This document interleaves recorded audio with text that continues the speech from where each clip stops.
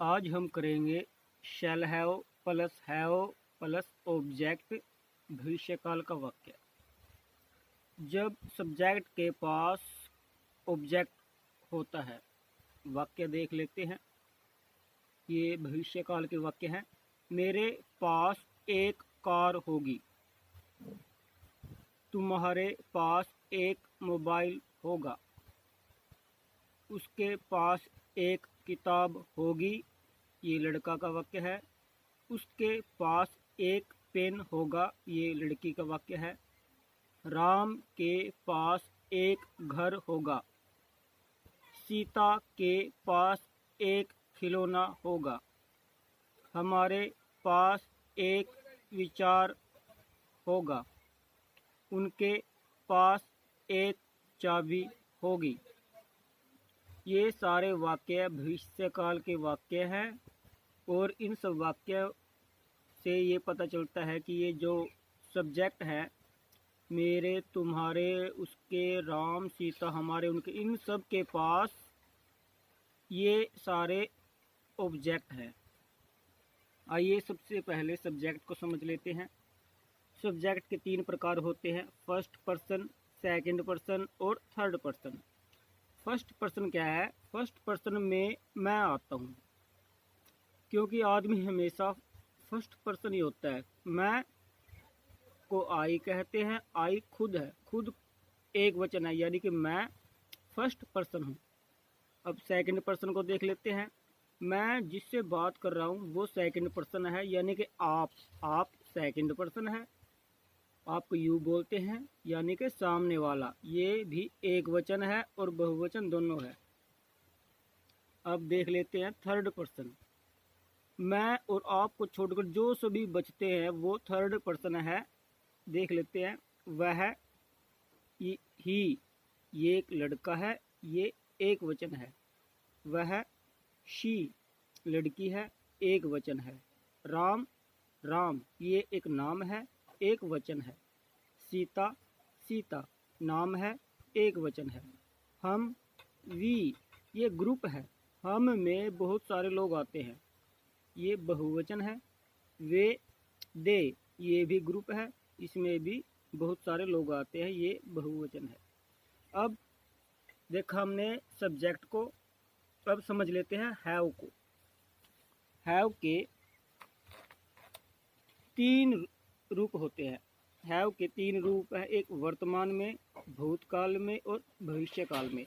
वर्तमान में हैव का रूप है हैव, हैज, भूतकाल में हैड और भविष्यकाल में शैल हैव, विल हैव। आज हम भविष्यकाल करने वाले हैं, शैल हैव और विल हैव। अभी हमने सब्जेक्ट को देखा, हैव के रूप देखे, अभी देखते हैं ऑब्जेक्ट क्या है। ऑब्जेक्ट, जो भी सब्जेक्ट के पास हो वो ऑब्जेक्ट होता है। शैल हैव कहाँ पर आएगा और शैल हैव कहाँ पर आएगा और विल हैव कहाँ पर आएगा, ये देख लेते हैं। शैल हैव, जहाँ पर मैं होता हूँ, जहाँ पर मैं आ जाऊँ वहाँ पर शैल हैव आएगा। मैं कहाँ कहाँ आता हूँ? मैं में मैं आता हूँ और हम में भी मैं आता हूँ, क्योंकि बिना मेरे हम नहीं बन सकता, यानी कि मैं और हम में दोनों में शैल हैव आएगा। मैं, आई, हम, वी, आई और वी के साथ शैल हैव आएगा। देख लेते हैं। I shall have, we shall have, इनकी हिंदी देख लेते हैं। आई शैल हैव, मेरे पास होगा। वी शैल हैव, हमारे पास होगा। और अब विल हैव कहाँ पे आएगा? विल हैव आई वी को छोड़कर सभी के साथ विल हैव देख लेते कहाँ पर आएगा। मैं और हम को छोड़कर, मैं नहीं आना चाहिए और ना हम आना चाहिए, यानी कि आई और वी को छोड़कर सभी के साथ विल हैव आएगा। जैसे आप, यू, वह लड़का है, ही, वह अगर लड़की है, शी, राम, सीता, वे, दे। इन सब में ना तो मैं आ रहा हूँ और ना हम आ रहे हैं, यानी कि इन सब के साथ विल हैव का प्रयोग होगा। कैसे?